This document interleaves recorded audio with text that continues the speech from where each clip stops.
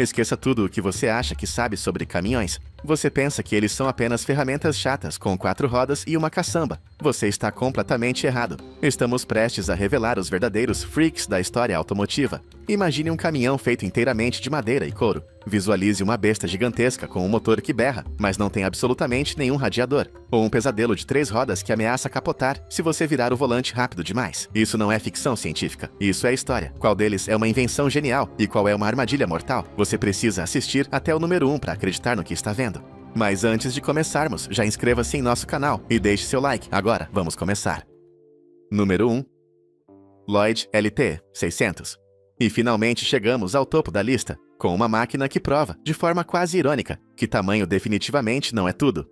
O Lloyd LT 600 é uma daquelas criações que parecem pequenas demais para serem levadas a sério, até você entender o contexto em que ela surgiu, porque esse mini caminhão não nasceu por escolha, nasceu por necessidade. A marca por trás dele, a Lloyd Motor Works, carregava um dos apelidos mais curiosos e sinceros da história automotiva, Leucoplast Bomber, ou em tradução livre, bombardeiro de esparadrapo. E o motivo não poderia ser mais inusitado. Nos primeiros modelos, por conta da escassez de aço no pós-guerra, a empresa utilizava a estrutura de madeira coberta com material vinílico. Era literalmente um carro remendado, como se fosse feito de curativos industriais. Improvisado, simples, mas funcional. Quando o LT600 surgiu, ele já representava uma evolução. Carroceria de aço, construção mais robusta e melhor acabamento. Mas mesmo assim, ele nunca deixou de parecer pequeno demais para o que se propunha. À primeira vista, ele parece mais uma perua encolhida do que uma van de trabalho. Compacto, leve, quase frágil. Mas aí você começa a analisar os números. E tudo fica ainda mais interessante. Debaixo do capô, um motor minúsculo, 600 centímetros, P3, 2 cilindros, refrigerado a ar. E apenas 19 cavalos de potência. Sim, 19. Um número que hoje parece ridículo, até para uma motocicleta básica. Mas aqui entra o detalhe importante. Ele pesava apenas cerca de 635 quilos. Ou seja, apesar da potência limitada, ele conseguia se mover de forma aceitável para a proposta da época. Aceitável, mas não rápido. A velocidade máxima girava em torno de 80 km. E isso muitas vezes exigia condições ideais. Subidas longas, sofrimento, carga pesada, mais sofrimento ainda. Mas ainda assim, ele cumpria seu papel. E talvez o detalhe mais curioso no design sejam as portas. Portas suicidas. Abertura invertida, para trás. Um estilo que hoje é associado a carros de luxo ou clássicos raros, mas que naquela época era simplesmente uma solução prática de construção. E mesmo com todas essas limitações, potência baixa, tamanho reduzido, desempenho modesto, o LT600 se tornou algo extremamente importante, especialmente para pequenos negócios na Europa, padarias, oficinas, entregas locais, comerciantes independentes. Para essas pessoas, o LT600 era perfeito, porque ele ocupava um espaço único no mercado, mais útil que uma motocicleta, mais barato que um caminhão. Era o verdadeiro microtransporte. Uma solução intermediária que fazia exatamente o que precisava ser feito, nem mais nem menos. E isso explica por que ele foi tão utilizado. Não porque era impressionante, mas porque era necessário. Hoje, quando você coloca um LT600 ao lado de uma van moderna como a Ford Transit, a comparação chega a ser engraçada. Parece que o Lloyd caberia dentro do compartimento de carga da Transit. É desproporcional, quase absurdo, mas ao mesmo tempo, extremamente revelador, porque mostra o quanto o conceito de transporte evoluiu. E também o quanto já fomos criativos com muito pouco. O LT600 pode não ser poderoso, pode não ser rápido, pode não ser bonito, mas ele é corajoso. Ele representa uma época onde a engenharia não buscava luxo ou desempenho, buscava sobrevivência, eficiência e soluções práticas. E no final das contas, ele prova uma coisa muito importante. As ideias mais estranhas nem sempre são erros. Às vezes, são exatamente o que o mundo precisa naquele momento. E assim fechamos a lista, de máquinas absurdamente gigantes a veículos minúsculos quase improváveis. Fica claro que a história dos veículos, sejam caminhões, carros ou híbridos malucos, está longe de ser entediante, muito pelo contrário. Ela é cheia de experimentos, ousadia e soluções que desafiam completamente a lógica. Número 2. DKW Schnellster. Agora segura essa, porque aqui a gente não está falando só de um veículo estranho. Estamos falando de uma ideia que mudou completamente o futuro dos utilitários, muito antes de todo mundo perceber. O DKW Schnellster é, sem exagero, o verdadeiro avô das minivans modernas. Muito antes de nomes como Chrysler popularizarem o conceito nos anos 1980, esse pequeno alemão já estava fazendo algo que parecia impossível para a época. E tudo começa no cenário certo. A Alemanha do pós-guerra, um país destruído, recursos escassos, economia em reconstrução e uma necessidade urgente por veículos práticos, baratos e eficientes para ajudar pequenos negócios a voltar a funcionar. A maioria dos veículos utilitários da época seguia o mesmo padrão: motor na frente, tração traseira, um eixo longo atravessando o veículo inteiro. Isso ocupava espaço, aumentava o peso e limitava completamente o design interno. Mas a DKW decidiu fazer algo diferente, algo radical. Eles inverteram a lógica, colocaram o motor na frente e fizeram as rodas dianteiras serem responsáveis pela tração. Sim, tração dianteira. Em 1949. Algo extremamente raro e quase revolucionário para aquele período. E isso mudou tudo, porque ao eliminar o eixo de transmissão que passava por baixo do veículo, o espaço traseiro ficou completamente livre. Resultado? Um piso totalmente plano. E mais importante, muito baixo, cerca de 40 centímetros do chão. Agora imagina o impacto disso na prática. Você não precisava mais levantar caixas pesadas. Não precisava de rampas improvisadas. Não precisava de esforço absurdo. Você simplesmente carregava direto da calçada para dentro da van. Simples, direto, eficiente. Isso não era só uma melhoria, era uma revolução logística. E o mais impressionante é que esse conceito continua sendo usado até hoje, em praticamente todas as vans modernas. Mas o Schneelaster não parava por aí. Seu design também era completamente fora do padrão. Visualmente, ele parecia um pão de forma sobre rodas. Curto na frente, alto e largo no corpo, com as rodas posicionadas quase nas extremidades do veículo. E isso tinha um motivo muito claro: maximizar o espaço interno. Cada centímetro era aproveitado. Nada era desperdiçado. Era um exemplo puro de engenharia funcional. Sem preocupação com estética, sem preocupação com luxo, só eficiência. Debaixo do capô, a história continua interessante. As versões posteriores utilizavam um motor 2 tempos de 3 cilindros, com cerca de 42 cavalos de potência. Pouco? Sim, mas suficiente. A velocidade máxima ficava por volta dos 95 km/h. Nada impressionante, mas também não era esse o objetivo. O Schneelaster não foi feito para correr, foi feito para trabalhar. E trabalhar bem. Ele virou rapidamente um aliado essencial de comerciantes, entregadores e pequenas empresas, padarias, oficinas, serviços locais. Para essas pessoas, ele não era apenas um veículo, era uma ferramenta de sobrevivência. E talvez seja isso que torna o Schneelaster tão importante. Ele não impressiona pela potência, não impressiona pela velocidade, não impressiona pelo visual, mas impressiona pela ideia. Ele antecipou o futuro. Mostrou que mover os componentes mecânicos para fora do caminho principal libera espaço, aumenta a eficiência e melhora completamente a usabilidade. Hoje, qualquer van moderna com tração dianteira, de entregas urbanas a grandes frotas logísticas, carrega um pouco do DNA desse pequeno alemão. Ele provou que inovação não precisa ser chamativa. Às vezes, ela é silenciosa, discreta, mas transforma tudo. E agora fica a reflexão: quantas vezes a maior revolução não está naquilo que parece simples demais para chamar atenção? Porque o Schneelaster não gritava inovação, mas, no fundo, ele estava décadas à frente de todo mundo. Número 3. Helms Bakery. Agora a gente sai da engenharia pura e entra em algo muito mais emocional. Porque isso aqui não é só um veículo estranho, é memória, é cultura, é infância sobre rodas. Os caminhões da Helms Bakery eram muito mais do que simples veículos de entrega. Eles eram uma instituição ambulante. Se você cresceu no sul da Califórnia entre as décadas de 1930 e 1960, existe uma grande chance de que o som deles ainda esteja guardado na sua memória. Um apito simples, tu. E pronto, era o suficiente. Crianças largavam tudo o que estavam fazendo e corriam para a rua. Não porque eram obrigadas, mas porque sabiam exatamente o que estava chegando. Pão fresco, donuts quentinhos, biscoitos recém-saídos do forno.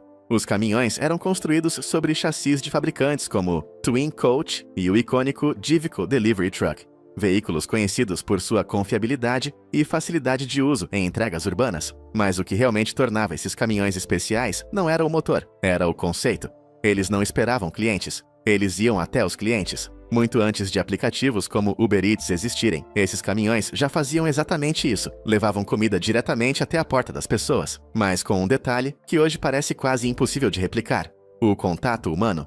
O motorista, conhecido como Helmsman, não era só um entregador. Era parte da comunidade. Conhecia os clientes pelo nome, sabia o que cada família gostava e fazia parte da rotina diária das pessoas. Mas o design do caminhão também era algo à frente do seu tempo. A traseira não era apenas um compartimento de carga, era praticamente uma loja móvel, repleta de gavetas de madeira feitas sob medida, organizadas com precisão quase artesanal. Cada compartimento guardava produtos frescos, cuidadosamente dispostos. Nada era jogado, nada era improvisado. Era organização com estética e funcionalidade. Além disso, o interior permitia que o motorista ficasse em pé, algo essencial considerando que ele entrava e saía do veículo centenas de vezes por dia. Era eficiência pensada para o uso real, no mundo real. Mecanicamente, esses caminhões não tinham nada de extraordinário. Velocidade máxima de cerca de 65 km/h, motores simples, construção robusta. Mas tudo isso era suficiente, porque eles não foram feitos para correr, foram feitos para parar. Parar em cada rua, parar em cada casa, parar em cada momento importante do dia.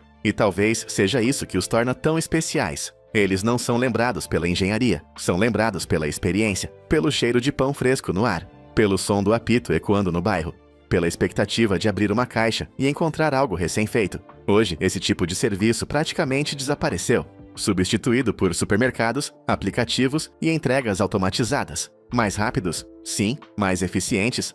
Talvez. Mas definitivamente, menos humanos. Os caminhões da Helms representam uma era onde conveniência não significava distância, onde tecnologia não substituía o contato, e onde um simples caminhão podia se tornar parte da vida de milhões de pessoas. Agora fica a pergunta: você trocaria toda a praticidade moderna por ouvir aquele tutu na sua rua e saber que algo fresco, quente e feito no dia está chegando até você? Número 4. White 3000. Agora sim, vamos mergulhar de verdade em uma das máquinas mais subestimadas e ao mesmo tempo mais revolucionárias, já criadas no mundo dos caminhões urbanos. Porque o White 3000 não foi apenas diferente, ele foi um divisor de águas. Um ponto de virada silencioso que mudou completamente a forma como caminhões seriam projetados nas décadas seguintes. E o mais curioso, ele fez isso sem fazer barulho, sem exageros, sem parecer uma revolução à primeira vista. Mas por baixo daquele design arredondado e quase fofo, havia uma ideia extremamente avançada. Vamos começar pelo visual, porque é impossível ignorar. O White 3000 parece algo que saiu direto de um gibi de ficção científica dos anos 1950. Linhas suaves, cabine compacta, frente curta e uma postura quase rebaixada para um caminhão. Nada de capô longo, nada de proporções tradicionais. Tudo nele parece comprimido, mas propositalmente. A cabine fica posicionada bem à frente, praticamente sobre o eixo dianteiro. Isso cria um perfil extremamente curto na frente e maximiza o espaço útil do veículo. Hoje isso parece comum, mas naquela época era ousado. E mais do que isso, inteligente. Porque esse posicionamento resolvia um problema crítico das cidades: visibilidade. Caminhões tradicionais tinham pontos cegos enormes. Pedestres, ciclistas e obstáculos próximos ao para-choque simplesmente desapareciam da visão do motorista. O White 3000 eliminava isso quase completamente. O motorista ficava mais próximo da rua, mais próximo da ação, com uma visão direta, ampla e contínua. Era como trocar uma janela pequena por um para-brisa panorâmico. E isso para uso urbano era gigantesco, mas claro,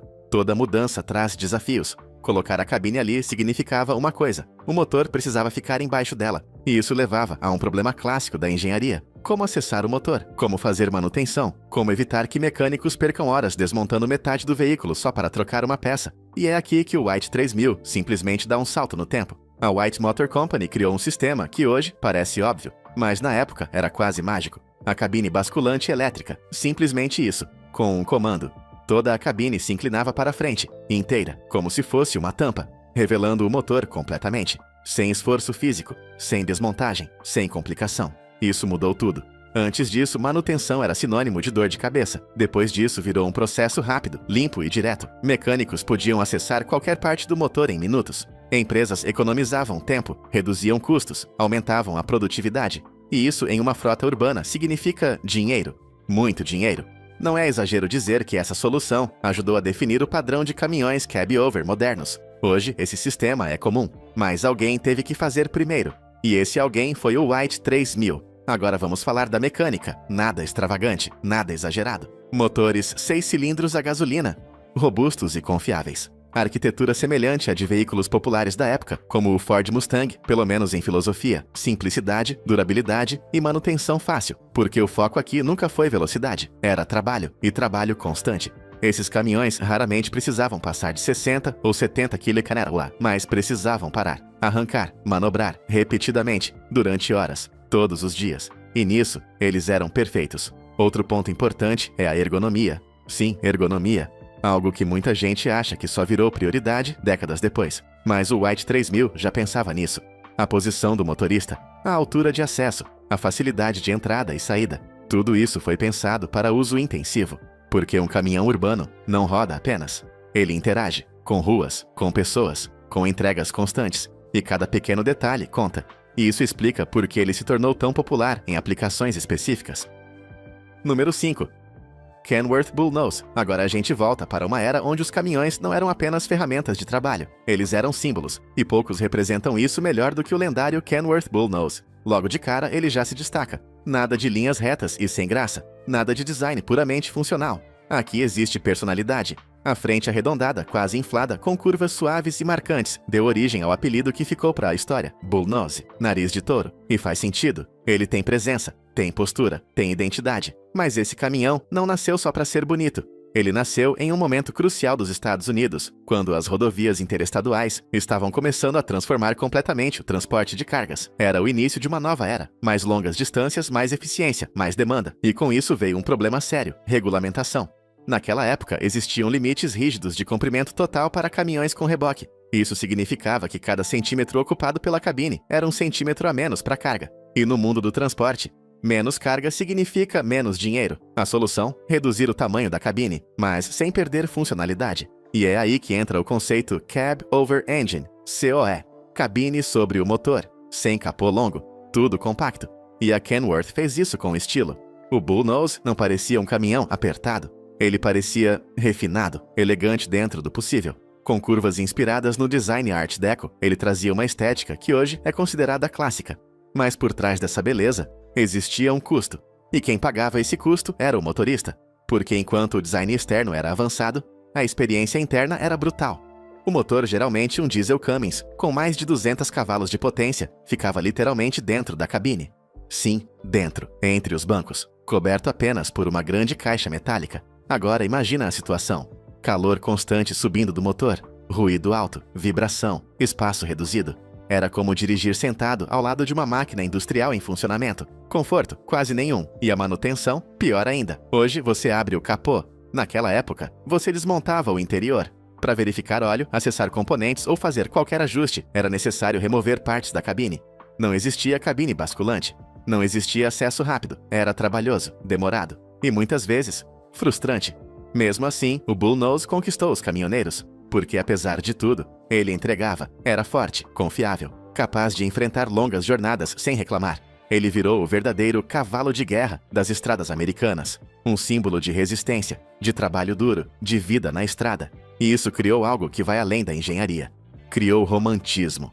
Hoje, ver um Bullnose restaurado é quase como voltar no tempo. É reviver uma era onde dirigir não era confortável, mas era autêntico, onde cada quilômetro exigia esforço, mas também trazia orgulho, e talvez seja por isso que ele é tão valorizado hoje. Colecionadores procuram esses caminhões não só pela raridade, mas pela história, pelo estilo, pela sensação de uma época que não existe mais. Uma época antes da aerodinâmica dominar tudo, antes da tecnologia suavizar cada detalhe, antes da estrada se tornar previsível. O Bullnose representa o lado bruto e humano do transporte, mas também deixa claro um problema que precisava ser resolvido: acesso ao motor, porque beleza e força não eram suficientes, se a manutenção era um pesadelo. E é exatamente aí que o próximo caminhão entra, trazendo uma solução que parecia impossível na época, mas que mudaria tudo. Agora me diz, você teria coragem de passar dias dirigindo com um motor literalmente ao seu lado? Ou prefere o conforto silencioso dos caminhões modernos? Número 6. White 706. Agora a gente entra em um capítulo completamente diferente da história dos veículos. Um capítulo onde o objetivo não era levar carga, nem correr, nem impressionar pela força, mas sim encantar. O White 706 é, sem exagero, uma das máquinas mais icônicas já criadas para transportar pessoas. Não de um ponto ao outro, mas para uma experiência. E talvez você já tenha visto ele antes, mesmo sem perceber. Porque esses veículos ficaram mundialmente famosos como os ônibus turísticos do Parque Nacional de Yellowstone. Aqueles clássicos ônibus amarelos vibrantes que parecem saídos de um filme antigo. E, na verdade, são exatamente isso.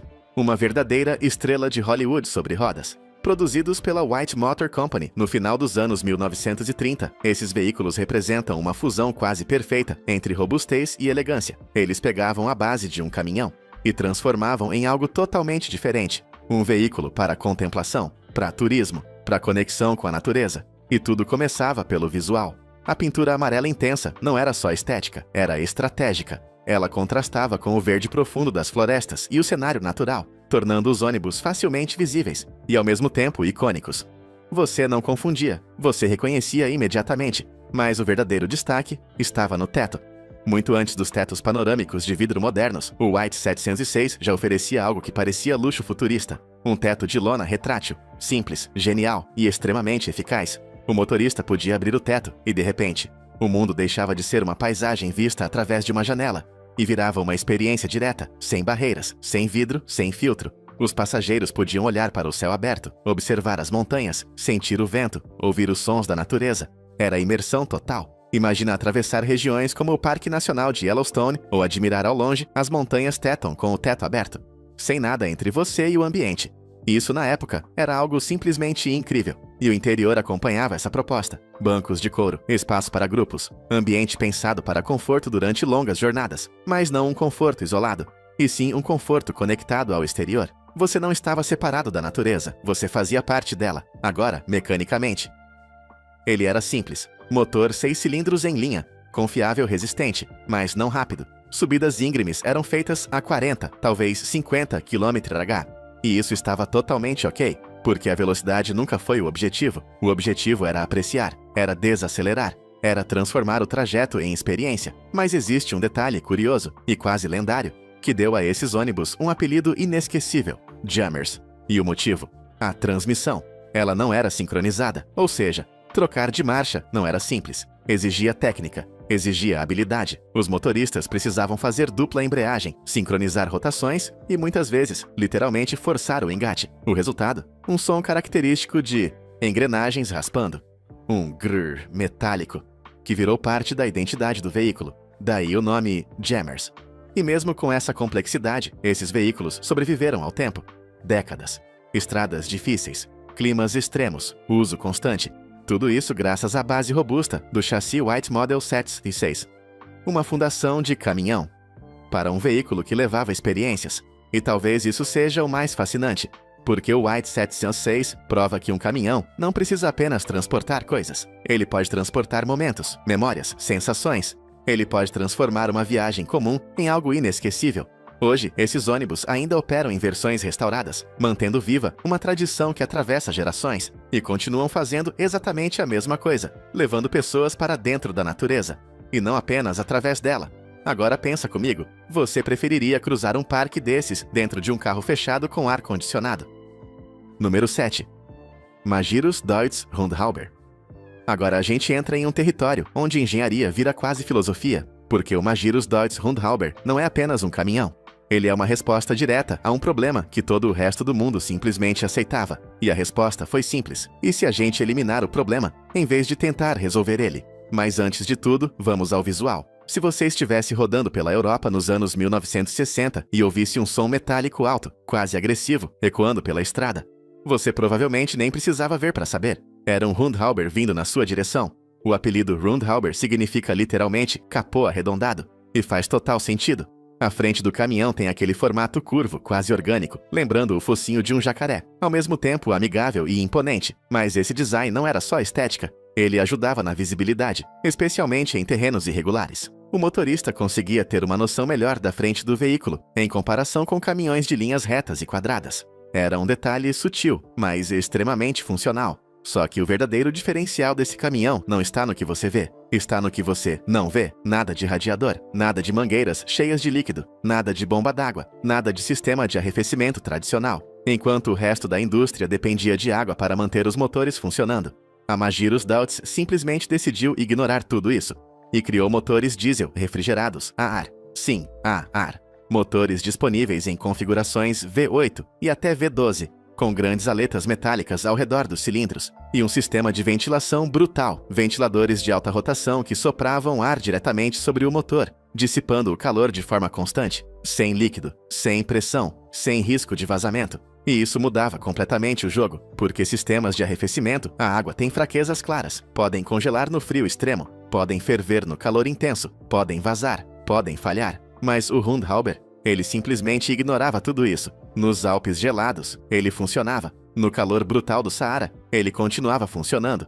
Enquanto houvesse ar, ele seguia em frente, e isso fez dele uma lenda, especialmente em aplicações onde falhar não era uma opção. Caminhões de bombeiros, veículos de construção pesada, operações em regiões remotas, situações extremas. Mas tem outro detalhe que não dá para ignorar: o som. O Rundhauber não ronca como outros caminhões, ele grita, um som agudo, metálico, quase industrial. Para quem não conhece pode parecer estranho, mas para entusiastas, é música, um som único, inconfundível, algo que você reconhece à distância e que reforça a personalidade da máquina. Agora, claro, essa abordagem também tinha seus desafios. Motores a ar exigem fluxo constante, controle térmico menos preciso e um design mais robusto para compensar variações de temperatura. Mas a vantagem principal superava tudo: confiabilidade absurda, menos peças, menos pontos de falha, menos manutenção complexa, mais resistência. E isso explica por que esses caminhões ganharam fama mundial. Eles não eram apenas bons, eles eram praticamente indestrutíveis. E talvez esse seja o maior legado do Rundhauber. Ele representa uma filosofia muito clara da engenharia alemã: simplicidade inteligente, eliminar o desnecessário, resolver problemas pela raiz e criar algo que funcione em qualquer lugar, sob qualquer condição, sem desculpas. E agora fica a reflexão: se você tivesse que escolher um caminhão para atravessar um deserto escaldante ou uma montanha congelante, você escolheria um cheio de sistemas complexos ou um que simplesmente depende do ar ao seu redor para continuar funcionando? Número 8. Willem TG200. Agora esquece tudo que você imagina quando pensa em caminhão. Porque isso aqui não é só grande, é desproporcional. O Willem TG200 era basicamente um trem rodoviário disfarçado de caminhão. Uma máquina criada não para transportar carga comum, mas para mover coisas que parecem impossíveis de sair do lugar. Estamos falando de um gigante produzido na França pela lendária Willem, especializada em veículos pesados extremos. E o nome já entrega tudo: TG, Free, Tracteur Géant, trator gigante, sem exagero, sem marketing, só realidade. Esse monstro foi projetado especificamente para comboios excepcionais, aqueles transportes absurdos que você vê ocupando a estrada inteira. Transformadores elétricos gigantes, partes de locomotivas, equipamentos industriais colossais, coisas que não cabem em caminhões normais.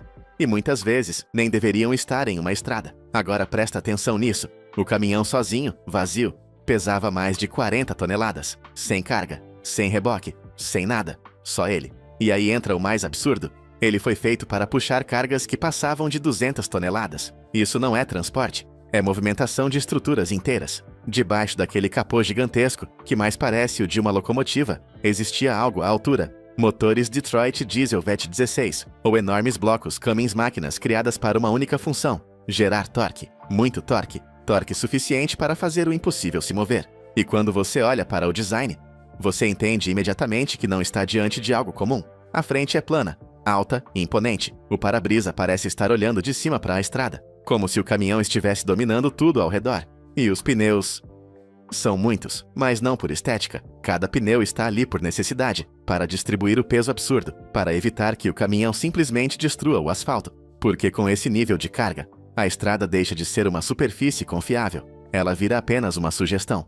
Agora imagina dirigir isso sem direção leve, sem assistência moderna, sem eletrônica refinada. Era tudo na base da força, braço, controle mecânico, alavancagem. Você não guiava o TG200, você lutava com ele.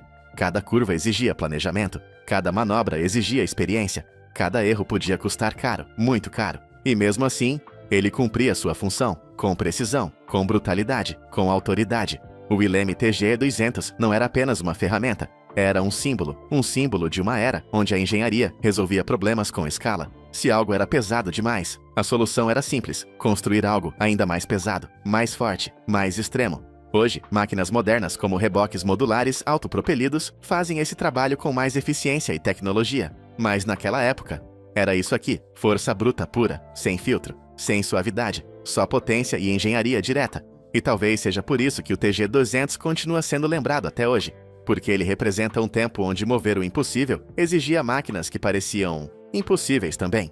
Agora pensa, você confiaria uma carga de 200 toneladas a um monstro desses em uma estrada comum? Número 9.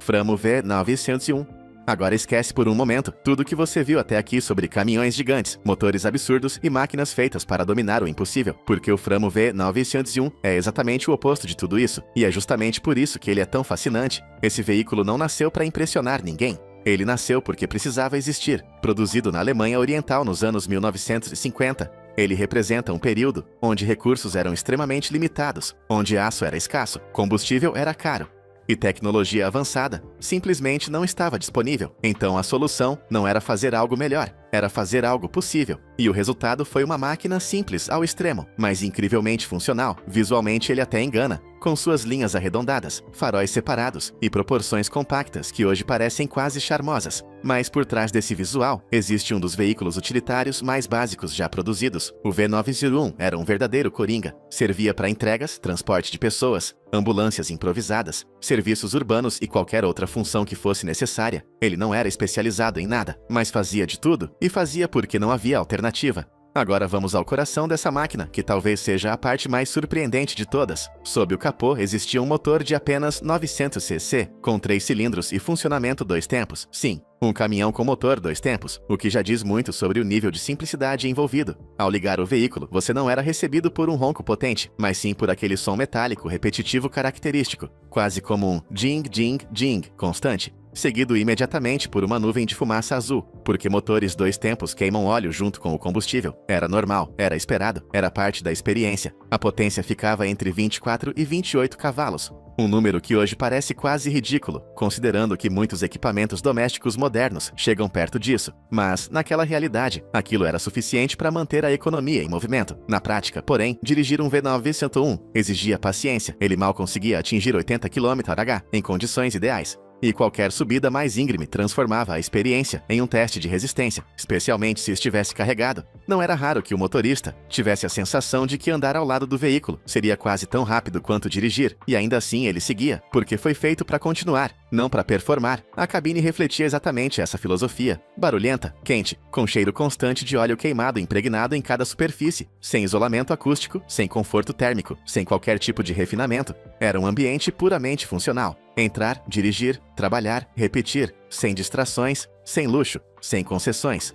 Mas talvez o maior ponto forte do Framo V901 não estivesse na sua capacidade de transporte, nem na sua economia, mas sim na sua facilidade de manutenção. Em uma época onde a assistência técnica era limitada e peças nem sempre estavam disponíveis, a simplicidade mecânica era uma vantagem gigantesca. Praticamente qualquer problema podia ser resolvido com ferramentas básicas. Um martelo, uma chave inglesa e conhecimento prático eram suficientes para manter o veículo funcionando. Isso transformava o V901 em algo extremamente confiável dentro do contexto em que existia. Não porque ele não quebrava, mas porque ele era fácil de consertar. E isso faz toda a diferença quando parar não é uma opção. Esse veículo acabou conquistando um lugar especial na história. Justamente por isso, ele representa uma era onde a engenharia não buscava inovação pelo luxo ou desempenho, mas sim pela sobrevivência. Ele abriu caminho para modelos posteriores, como o Barcas B1000, que evoluíram o conceito mantendo a mesma filosofia de simplicidade e utilidade. Número 10. Tempo Hansjat. Agora segura essa imagem na cabeça. Um caminhão, só que com 3 rodas. E não para por aí. O motor inteiro fica pendurado na frente, literalmente preso ao garfo da roda dianteira. Sim, o Tempo Hansjat parece menos um veículo de carga e mais uma motocicleta que decidiu virar caminhão no meio do caminho. E isso não é exagero. Esse pequeno monstro surgiu na Alemanha logo após a Segunda Guerra Mundial, em um período onde não havia luxo, não havia excesso, só necessidade. A economia precisava voltar a girar, e rápido. Então os engenheiros fizeram o que era possível, não o que era ideal. O resultado? Uma máquina simples, barata, funcional e completamente insana pelos padrões modernos. Vamos falar da mecânica. Debaixo daquele conjunto frontal existe um pequeno motor 2 tempos de cerca de 400 cc. Potência, aproximadamente 15 cavalos. Hoje isso parece nada, mas naquela época era o suficiente para mover mercadorias, sustentar pequenos negócios e literalmente ajudar cidades inteiras a se reconstruírem. Só que o jeito como esse motor era montado é o que torna tudo bizarro. Ele não fica no chassi, não fica atrás, não fica protegido, ele fica na frente, preso à roda dianteira, ou seja, quando você vira o volante, você não está só virando a roda, você está girando-se o motor inteiro junto. É quase como dirigir segurando um peso enorme na ponta dos braços. Cada curva exigia esforço físico real, cada manobra era um pequeno desafio. E isso já seria estranho o suficiente, mas piora, muito. O centro de gravidade desse veículo era alto e deslocado, principalmente quando a caçamba estava vazia. Resultado? Se você entrasse rápido demais em uma curva, ele simplesmente queria capotar, sem aviso, sem drama, só virava. Era quase como se o caminhão tivesse vontade própria.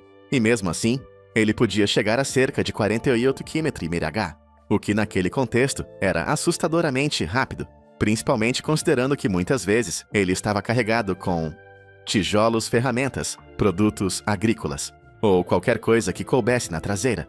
Agora imagina isso, um triciclo, instável, carregado, em ruas irregulares do pós-guerra, sem muita infraestrutura, sem assistência. Era praticamente um teste constante de coragem. Mas aqui está o ponto mais interessante. Mesmo com todos esses riscos, ele virou um sucesso, porque ele resolvia um problema real.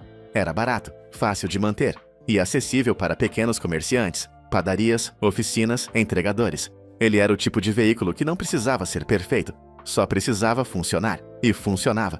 Tão bem que sua história não acabou na Europa. Quando a Alemanha começou a evoluir para veículos mais modernos de 4 rodas, a tecnologia do Hanseat foi vendida e foi parar em outro lugar. Na Índia lá, essa ideia evoluiu e deu origem aos famosos auto-rickshaws da Bajaj. Ou seja, de certa forma, esse pequeno triciclo alemão nunca morreu. Ele só mudou de forma, mudou de contexto, mas continuou cumprindo exatamente o mesmo papel. Transporte acessível, simples e essencial. E talvez essa seja a maior lição do tempo Hanseat. Ele prova que inovação não nasce só de tecnologia avançada. Às vezes, ela nasce da necessidade extrema de fazer muito com quase nada. Agora pensa bem, você teria coragem de dirigir um caminhão onde o motor vira junto com o volante, sabendo que uma curva errada pode te jogar no chão? Muito obrigado por assistir o vídeo. Se gostou de nosso conteúdo, inscreva-se em nosso canal e deixe seu like. Também confiram outros conteúdos interessantes que estão aparecendo agora mesmo na sua tela. E eu verei vocês no próximo vídeo. Até a próxima!